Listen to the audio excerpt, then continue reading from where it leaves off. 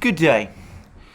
The global aspects of the Ukrainian crisis are going to go into even sharper relief, I suspect, over the next few hours, with the arrival of an African Union delegation led by the president of Senegal in Russia, where the African Union officials are due to have meetings with senior Russian officials, including President Putin himself, in Sochi, the resort on the Black Sea, which is used by Putin and by other senior Russian officials as a kind of unofficial summer capital of Russia during the summer months.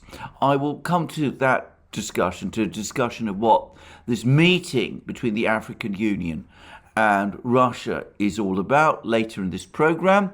And I will also say in parenthesis now that apparently a full-scale Africa-Russia summit is apparently in the works. What this shows, what this meeting between the Russians and the Africans show, however, is the global dimensions of the crisis in Ukraine. And I say that because not only is the crisis in Ukraine now causing every aspect of global affairs to rearrange itself around it, but it's becoming increasingly clear to me that the United States, the country which is to some extent, to a great extent, at the very center of this crisis, along with Ukraine and Russia, is now in serious danger of losing the initiative and having moves actually forced upon it. Let's start with a brief overview of the military situation. Now, there's been more reports coming out of the battlefronts in Ukraine.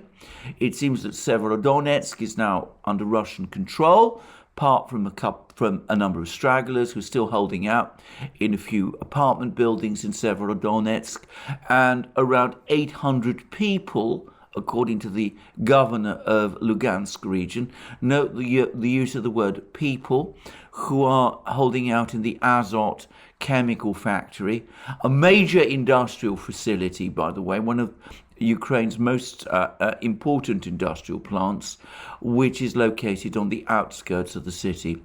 Azot does not, it seems, have the network of underground installations that the Azovstal steelworks did, or at least not to anything like the same degree. And the Ukrainian troops who've retreated to the Azot steelworks do not share the motivations and the disciplines of the Azov regiment that was located at the Azovstal steelworks. And of course, they've not had the time to fortify the Azot chemical factory to anything like the degree that the Azovstal steelworks had been fortified, so that it had become a virtual fortress.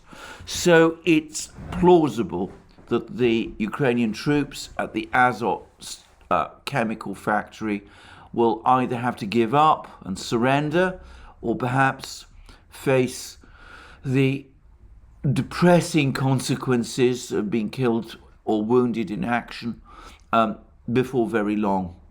And that will leave Severodonetsk under Russian control fully.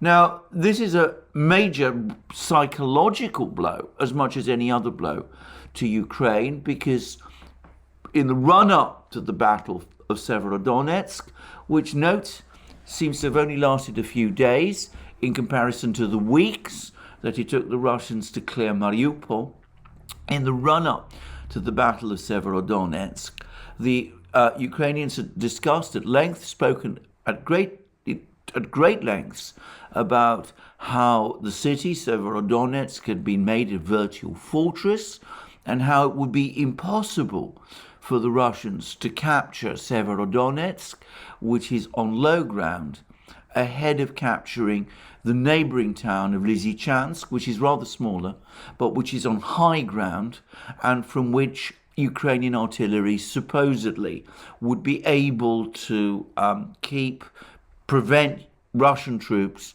from storming Severodonetsk. Well, none of that has proved to be true.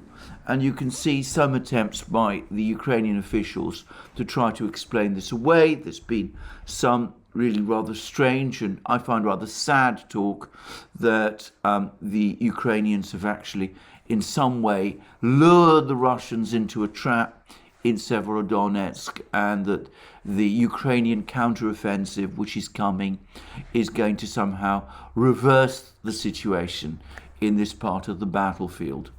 I have to say, I don't think anybody who has been following these developments with any understanding of military affairs, I don't pretend I have much understanding of military affairs, but to the extent I do, I'm able to follow people who I trust and who appear to me do have that understanding. I don't think anybody with a proper understanding of military affairs takes this Ukrainian claim that the Russians have been lured into a trap in Severodonetsk at all seriously. And I have to say also that with the fall of Severodonetsk, Lysychansk now looks increasingly vulnerable. And there were reports yesterday, which I can't confirm, but they do seem to come from reliable sources, that the Russians have captured a settlement called Pilipchenko, which is on the road to the town of Bakhmut, or Artomysk, as it's sometimes called, which appears to be the major military base, rear base, from which the Ukrainians have been struggling, trying to keep their forces in Lysychansk and Severodonetsk supplied. If Bakhmut is invested, if it's surrounded by the Russians, if it's captured, then it seems to me that the fate of the Ukrainian forces in Lysychansk is sealed. So it doesn't look like the situation there is turning out well for Ukraine. Meanwhile, it also seems that elsewhere in the battlefield in Donbass, things are also not going particularly well for Ukraine. It now appears that Russian forces advancing from the east are now within about 14 kilometers of Slavyansk, well within artillery range of the city. And it seems that civilians are now trying to evacuate from Slavyansk. Slavyansk is the northern part of the Slavyansk-Kramatorsk conurbation, where a significant part of the Ukrainian army in Donbass is located. And I understand, by the way, that the Ukrainian headquarters, the Ukrainian army's headquarters for the Ukrainian army group located in Donbass is actually situated in Kramatorsk.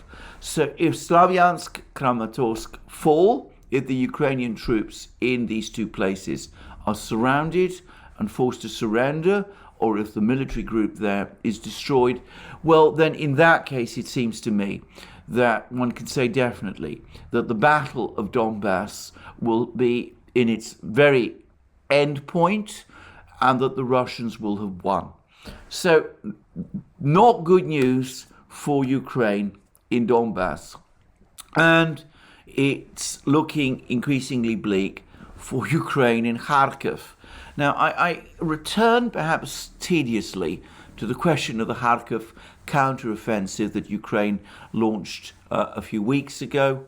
It was much talked about in the Western media.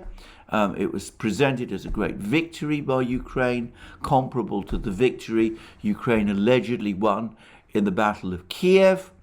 And I read articles about how Ukraine had won the Battle of Kharkiv.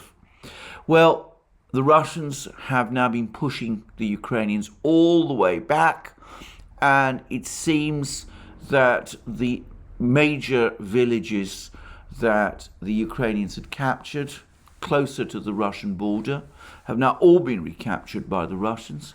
But perhaps more ominously for the Ukrainians, the Russian troops now seem to be methodically advancing on and recapturing some of those villages and settlements close to Kharkiv itself.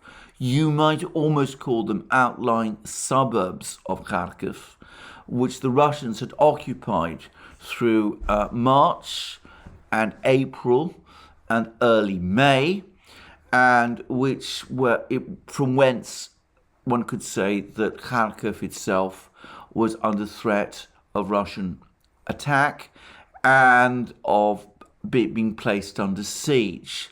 So in effect, that Ukrainian counteroffensive has not only failed in its objective of pushing the Russians back beyond the Russian border, it looks as if it's not only totally reversed, but totally reversed in a catastrophic way. And there are growing reports that the Ukrainians actually invested more in terms of men and supplies in this counteroffensive than I had initially imagined. I'd assumed that the forces involved on both sides in this part of the front were fairly small. It seems this was true on the Russian side. It seems it was not so true on the Ukrainian side. And that these reverses have this pushback of the Russians back to the suburbs of Kharkiv has resulted in Ukraine suffering substantial losses in the area around Kharkiv.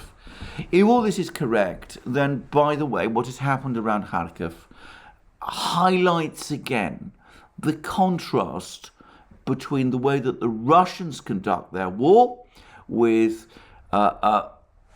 war conducted there by professionals, by people who are not afraid to order tactical withdrawals to more defendable positions to save their troops and their supplies so that they can then be redeployed and resupplied and put in a position where they can launch a counteroffensive with the, I have to say this, much more amateur way in which Ukraine conducts its war, where there is consistent refusal on the part of the Ukrainian leadership to countenance withdrawals from any inch of territory, with the result that troops get just defeated and destroyed and killed and wounded in very large numbers, and large amounts of material get lost as well. So we see a professional army, professionally led by the Russians. They withdrew from Kharkiv ahead of a superior Ukrainian force. They then bided their time, waited for the Ukrainians to run out of supplies, counterattacked, pushed them all the way back to Kharkiv, in effect negating the effect of the Ukrainian counteroffensive, and the contrast with the way in which the Ukrainians have thrown away the lives of more and more of their men and thrown away large amounts of material in the Battle of Donbass. Now, there's been all kinds of confusing reports about a Ukrainian counteroffensive in Kherson region. I'm not able to verify exactly what's happening. Reports coming out of that part of the front are contradictory and confusing. I'm not going to discuss what's happening there, save to say that it seems to me that, again, the Ukrainians are not making much progress. And once more, I would say that it seems to me that even if they do make progress, if they do make some gains, they're likely to prove every bit as ephemeral as the gains they made in Kharkiv region, northeast of Kharkiv, have turned out to be. So there we are, Ukraine being ground down, losing in Donbass, and a Ukrainian counteroffensive in Kharkiv region that has comprehensively miscarried. And now we come to the United States and what it's doing, because there's been this very strange seesaw about the delivery of the HIMARS systems, why the United States has scaled down the number of HIMARS systems it's providing, why it refused to provide the Ukrainians with the long-range ATACMS systems. And we've now had some clarity about this because apparently there's an enormous debate going on within the administration about and the US government about the enormous dangers of the war becoming expanding and involving other countries. So the US is nervous about supplying Ukraine with certain types of long-range weapon systems, which might lead Ukraine to carry out strikes into Russia, because they're terrified, apparently, that would cause the Russians to retaliate and might risk the war expanding into countries, NATO states, in which case the United States would be under enormous pressure to intervene to defend those states itself, and that might cause it to enter into a direct military confrontation with Russia.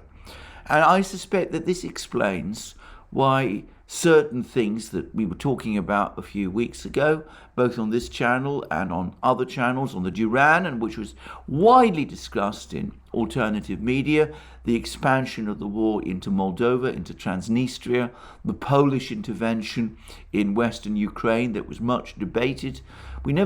I have to say, we don't know for a fact that was ever planned. But anyway, I am going to make a guess that the reason none of those things have happened is that the US government took a clear-cut decision that it was not going to allow them to happen, that it warned Kiev and Warsaw and possibly Chisinau and Bucharest and other capitals that it did not want the war to expand beyond Ukraine, because it did not want to be put in a position, the United States did not want to be put in a position where it might have to rescue its East European allies from a military debacle of a kind that the Russians might inflict, and that it did not want a situation in which it went head to head with the Russians. And what we've learned, and this has been confirmed to some extent by the White House, is that there's even been a great deal of discussion and talk within the United States, within the government of the United States, about how to respond, how the US would respond if the Russians used tactical nuclear weapons in Ukraine and carried out demonstrations of the use of tactical nuclear weapons, presumably exploded some nuclear device as a kind of warning signal. And it seems that the United States, the US government, has not been able to come up with any clear ideas about what it would do. And by the way, going back to President Biden's op-ed, President Biden, the op-ed that was published recently in the New York Times, President Biden said that there would be severe consequences for Russia if anything like that happened. But of course, he gave no indication of what those severe consequences would be, and it's not obvious what they could be. The one thing that the United States doesn't want, thank goodness, is a nuclear exchange with the Russians, one which would escalate into World War III.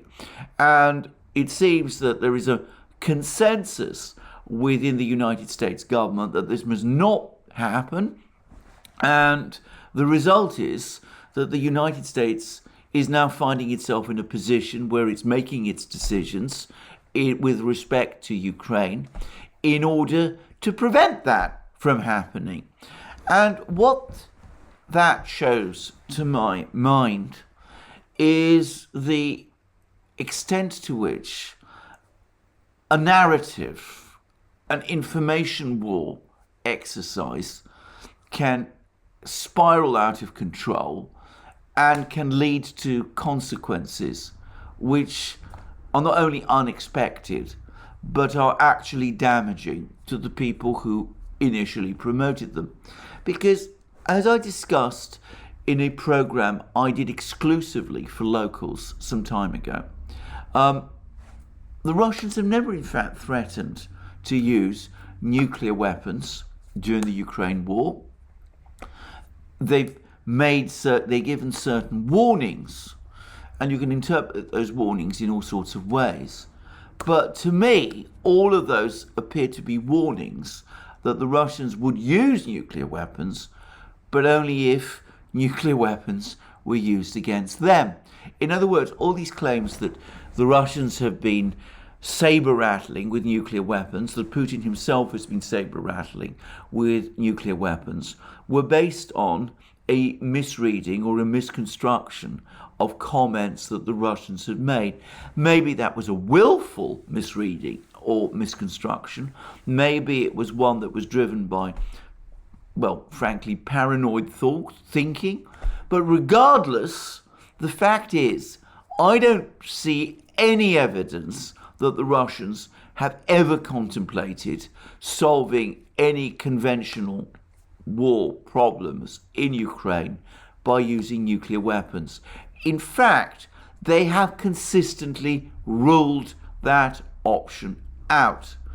But the very fact that this narrative of the Russians threatening or being prepared to use nuclear weapons in Ukraine in that way, the very fact that that narrative has circulated has had an effect where it's distorted US policy, because the US is now worried about that possibility.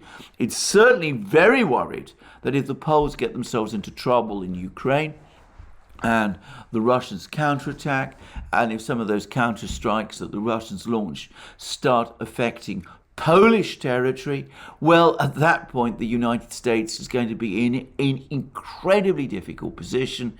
Does it come to Poland's rescue under Article 5, under whatever interpretation you want to impose on Article 5 of the Washington Treaty as a NATO ally, one NATO ally, rescuing another?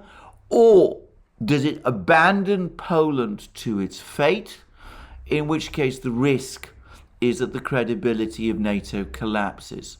In the former case, it risks a possible nuclear exchange with Russia, a nuclear superpower. In the case of the second, it runs the risk of humiliation and perhaps the fatal collapse in NATO's credibility. So the result is that the United States is now desperate to try to contain the war. So this is why we have this extraordinary game of push-pull in terms of weapons supplies. So much talk about supplying HIMARS systems. The Ukrainians were ceaselessly lobbying for these long-range heavy weapons that would supposedly change the course of the battle. And we see a supply of a few, 4, perhaps 12 altogether, if the British and the Germans chip in, which isn't, by the way, guaranteed. But the missiles supplied are of restricted range, which provides Ukraine with no more than a capability it previously already had. And there have also been promises made, or promises rather extracted from Ukraine, that these weapon systems will not be used to attack Russian territory. And we also see the same confusion about the supply of armed drones to Ukraine. The Ukrainians are clearly unhappy with our Turkish Bayraktar drones. They've proved those drones, much talked about previous to the war. They were supposed to be a tremendous game changer in the war. There were articles, I can remember reading them in some sections of the US media in the run-up, not just to the war, but to the military crisis that happened in eastern Ukraine in the spring of 2021, when the Ukraine deployed large numbers of troops to the Donbass front, and the Russians responded by their own military build-up there. Anyway, there'd been articles in the American media at that time, the neocon think tank media, I should say, whereby Ukraine, with its Bayraktar drones, would be able to launch a successful strike against the Donbass militia and capture the Donbass, and that seems to have distorted strategic thinking. Well, the Bayraktar drones have not proved especially effective, so now the Ukrainians are asking for more advanced drones from the United States. So does the United States supply them or not? Well, eventually, after much discussion, they are going to supply Grey Eagle drones, but of course they're trying to distance themselves from this. Ukraine isn't going to simply be supplied by these drones, it must buy them. So the Ukrainians are actually going to pay for these drones, except of course that in reality Ukraine will be paying for these drones with the money that the United States is providing. And of course these drones actually do have the range to launch attacks on targets in Russia, though the chances, in my opinion, of them successfully doing so against the extremely sophisticated Russian air defense system are probably not great. And in addition, so far, the US is only providing 4 of these things. So we see how the US, on the one hand, it can't allow Ukraine to lose, because if Ukraine loses, it's a debacle for the United States, the Biden administration. Its credibility would be sunk under the waterline, and there would be major political consequences for the administration in the United States if that were to happen. But on the other hand, it can't escalate too far, because if it does, it risks enlarging the war in a way that could cause a direct confrontation with the Russians. So what does it do? It supplies Ukraine with dribs of drabs of weapons. It's not being able to make up its mind exactly what it's going to do, and the amounts of weapons it does supply are obviously not going to change the situation on the battlefields. So the US, it seems to me, is losing the strategic initiative in terms of the conduct of the actual war. It wants to supply enough weapon systems to Ukraine to prevent Ukraine from being defeated, from losing, but it can't supply too many, because if it does, if Ukraine uses these weapon systems to attack Russia, well, that risks enlarging the war and bringing the United States at serious risk of direct confrontation with Russia. Again, this was never thought through properly.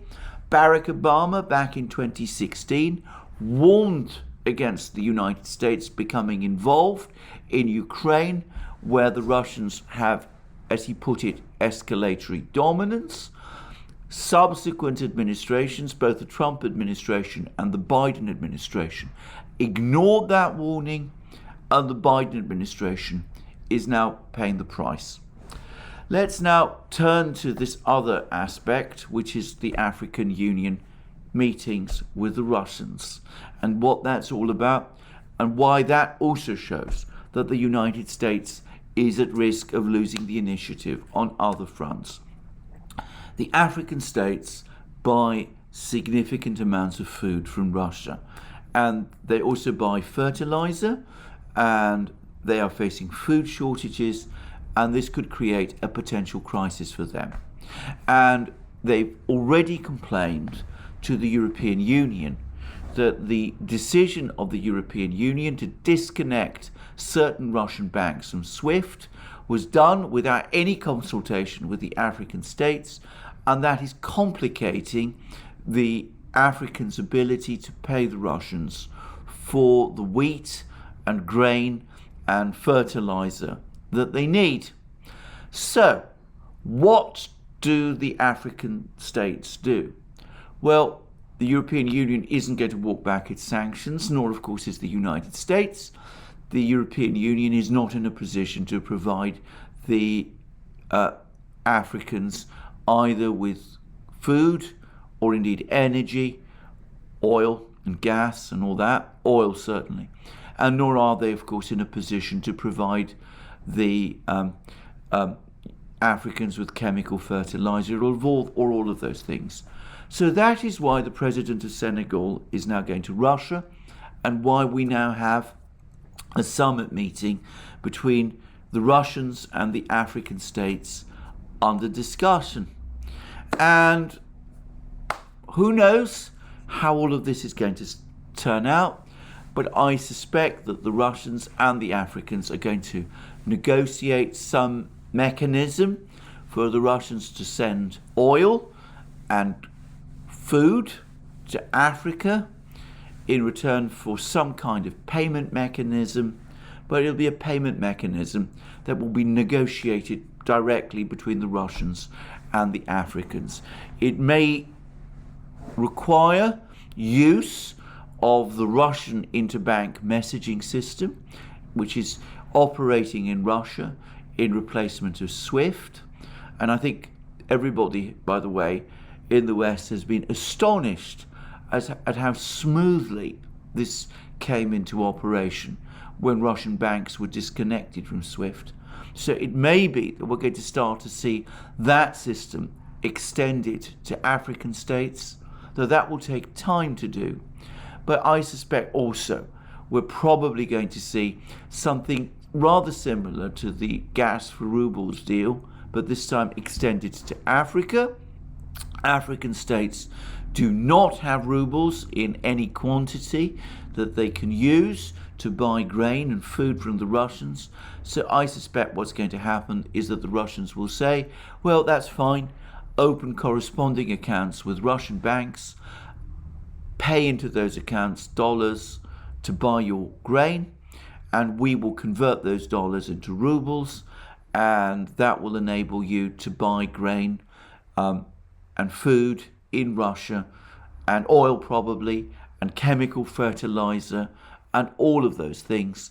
And of course, it's one step, another big step, towards the internationalization of the ruble and to the setting up of alternative trade and currency systems outside the control of the Western powers. Now, I think that the Africans have no real choice but to do this. I think they will come under a lot of pressure from the Western powers not to go along. But ultimately, whatever pressure the Africans come under, they need oil and they need food. And it's likely, before long, that Arab states, which also import wheat from Russia, will go along with these mechanisms also. Zoltan Pojdar, a US analyst, or maybe he's not from the US, but anyway, a financial affairs analyst, has been discussing recently about how we're moving towards a new system of reserve currencies based on commodities. Well, what we're talking about, these arrangements, are not an alternative reserve currency system. The ruble is nowhere near close to becoming a reserve currency. But it is taking steps towards becoming an internationally traded currency, which is, of course, a possible step in that direction. Was that what the United States wanted when it started this sanctions war, this economic war of attrition against the Russians? I don't think so. I can't imagine that anybody in Washington imagined it. But there we are. That's where we're going. So, as I said, US is starting to see that this thing is getting out of its control. We will see what more it can do and how it responds to the challenges that lie ahead. Thank you for joining me for this program today. Remember, you can join us also on other platforms, Rumble and Locals especially. You can also support us via Patreon and Subscribestar. Links under this video. Don't forget to go to our shop to buy the great things that you will find there, our magic mugs, our hats, our hoodies, our t-shirts, our sweatshirts, and all the rest.